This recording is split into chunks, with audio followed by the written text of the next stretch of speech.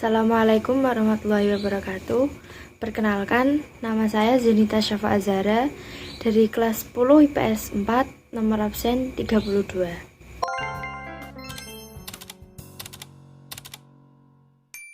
Pertama, pengertian dari biografi. Biografi berasal dari kata bio dan graf. Bio artinya tulisan dan graf adalah hidup. Tapi bukan berarti tulisan yang hidup. Biografi merupakan sebuah tulisan yang membahas tentang kehidupan seseorang. Jadi, biografi berisi tentang peristiwa atau kejadian tokoh penting ataupun seseorang. Biografi biasanya menceritakan tentang tokoh yang sukses, pahlawan, peneliti, dan bisa juga idola.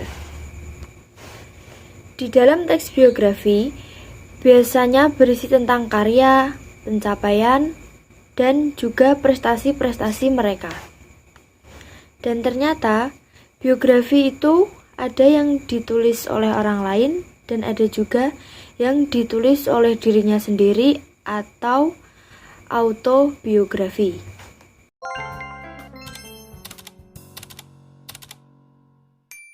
Selanjutnya, saya akan menjelaskan tentang hal-hal yang diceritakan dalam teks biografi.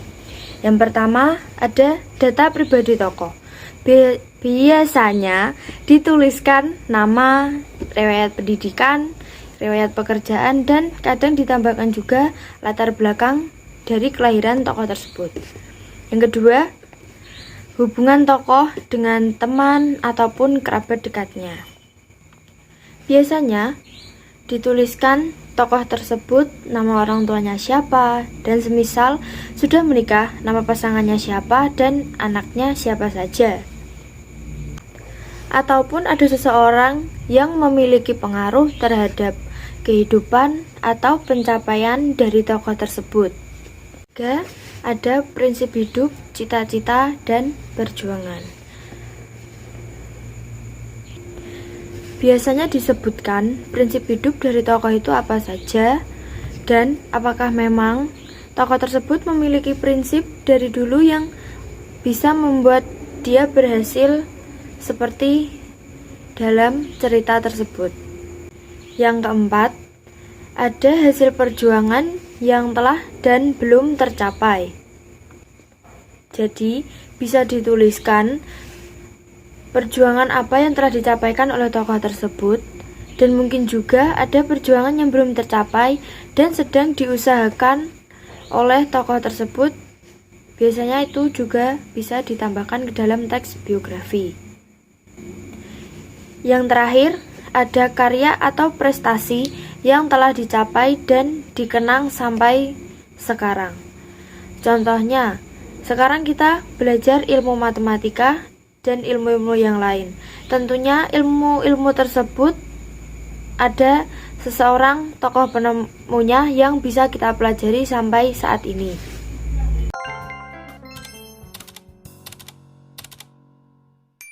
Selanjutnya, ada bentuk biografi. Di sini kita akan membahas biografi yang berupa tulisan, bukan video, film, ataupun yang lainnya. Biografi dapat berbentuk beberapa baris kalimat dan ada juga biografi yang dituliskan itu melebihi dari satu buku. Contoh teks biografi yang beberapa baris kalimat bisa kita temukan di buku ataupun di laman internet. Kemudian biografi yang berupa satu buku, contohnya Chairil Tanjung, Si Anak Singkong. Dan ternyata teks biografi itu ada yang berupa fiksi dan non-fiksi. Kadang biografi itu bisa disebutkan sebagai fiksi atau non-fiksi tergantung dari penulisnya. Jadi semisal penulis itu ingin menambahkan nama-nama kiasan ataupun kisah-kisah peristiwa yang tidak nyata, itu bisa juga. Contoh biografi fiksi adalah novel Laskar Pelangi yang menceritakan tentang masa kecil dari Andrea Hirata.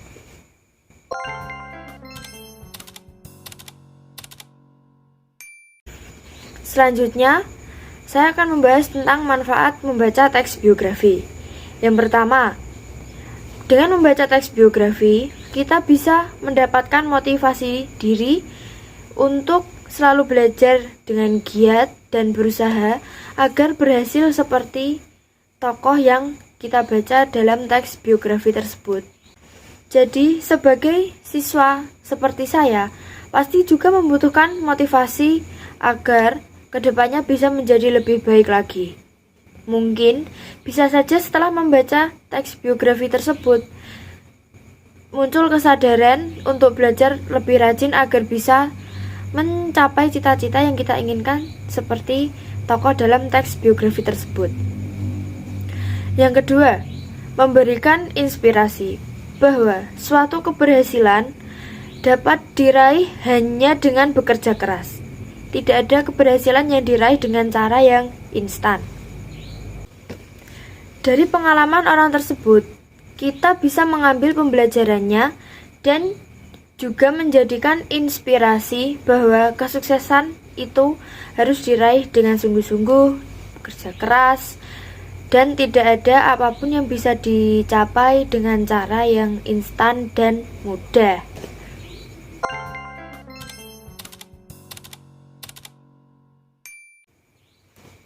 Selanjutnya ada struktur dari teks biografi. Yang pertama, orientasi. Orientasi biasanya berisi tentang latar belakang kisah atau peristiwa berkenaan dengan kapan, siapa, di mana, dan bagaimana. Jadi, orientasi berisi tentang hal-hal yang akan menggiring pembaca ke dalam peristiwa-peristiwa yang ada di paragraf selanjutnya. Yang kedua ada peristiwa penting atau important event dan record of event. Biasanya dalam struktur yang nomor 2 ini berisi tentang peristiwa yang disusun secara kronologis meliputi kejadian tokoh dan penceritaannya sesuai dengan alur urutan waktu. Dan yang terakhir ada reorientasi. Reorientasi adalah pernyataan simpulan atau komentar evaluatif mengenai rangkaian peristiwa yang telah diceritakan di paragraf-paragraf yang sebelumnya. Tetapi di dalam struktur yang terakhir ini boleh ada ataupun tidak. Intinya reorientasi ini bersifat opsional.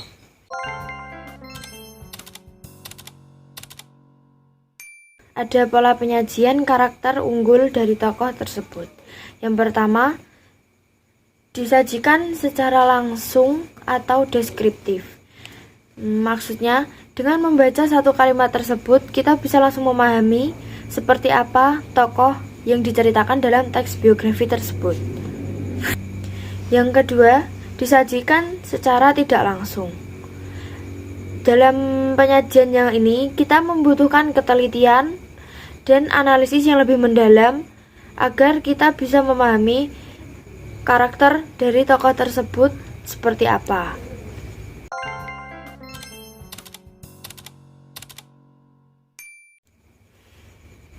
Selanjutnya ada ciri atau kaidah bahasa teks biografi.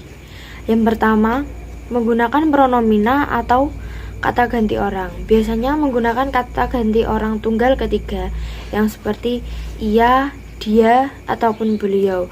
Karena tidak mungkin kalau kita menuliskan teks biografi dengan menyebutkan nama tokoh tersebut secara langsung secara berulang-ulang. Yang kedua, ada kata kerja tindakan. Contohnya adalah belajar, membaca, memasak, berlari. Intinya, kata kerja tersebut adalah melakukan sebuah kegiatan.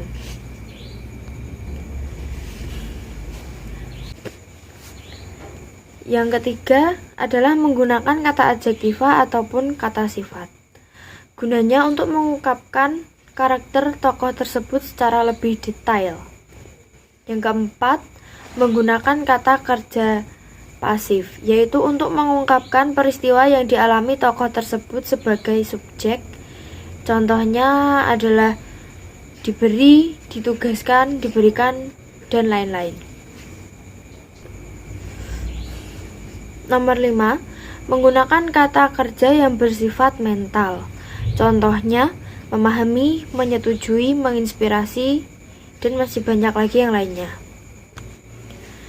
Yang terakhir adalah menggunakan kata sambung, kata depan, ataupun nomina yang berkenaan dengan urutan waktu. Contohnya, sebelum, sesudah, pada saat, kemudian, selanjutnya, sampai, hingga, pada tanggal, nantinya, selama, saat itu, dan masih banyak lagi.